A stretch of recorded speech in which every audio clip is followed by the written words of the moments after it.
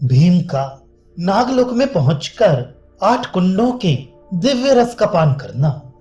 वैशंपायन जी कहते हैं, जन्मेजय भीमसेन बेहोशी की दशा में जल के भीतर डूबकर नागलोक में जा पहुंचे।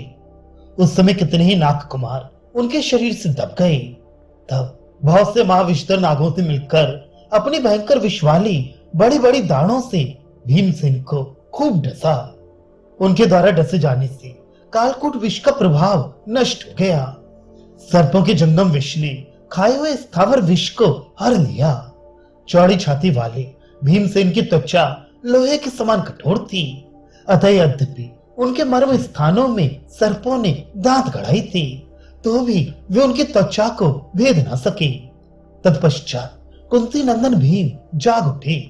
उन्होंने अपने सारे बंधनों को तोड़कर उन सभी सर्पों को पकड़ पकड़कर धरती पर दे मारा। कितने ही सर्प भय के मारे भाग खड़े हुए।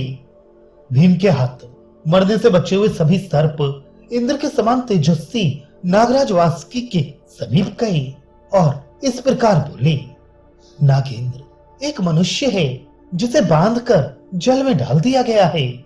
वीरवर, जैसा कि हमारा विश्वास है, उसने विष पी लिया होगा।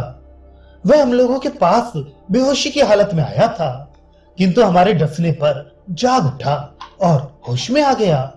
होश में आने पर तो वह महाबाहु अपने सारे बंधनों को शीघ्र तोड़कर हमें पछाड़ने लगा है। आप चलकर उसे पहचाने। तब वासुकी ने उन नागों के साथ आकर भयंकर पराक्रमी महाबाहु भीमसेन को देखा।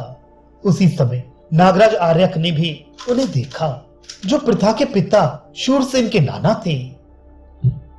उन्होंने अपने दोहित्र के दोहित्र को कसकर छाती से लगा लिया। महायशस्वी नागराज वासुकी भी भीमसेन पर बहुत प्रसन्न हुए और बोले, इनका कौन सा प्रिय कार्य किया जाए। इन्हें धन, सोना और रत्नों की राशि भेंट की जाए।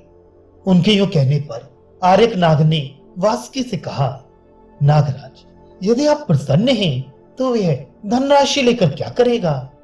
आपके संतुष्ट होने पर तो इस महाबली राजकुमार को आपकी आज्ञा से उस कुंड का रस पीना चाहिए, जिससे 1000 हाथियों का बल प्राप्त होता है। ये बालक जितना रस पी सके उतना इसे दिया जाए। ये सुनकर वासुकी ने आर्यक नाग से कहा, ऐसा ही हो।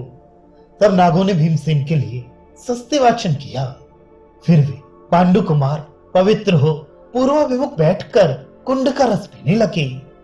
वे एक ही सांस में एक कुंड का रस पी जाते थे। इस प्रकार उन महाबली पांडु नंदन ने 8 कुंडों का रस पी लिया। इसके बाद शत्रुओं का दमन करने वाले महाबाहु भीमसेन नागों की दी हुई दिव्य शैया पर सुखपूर्वक सो गए।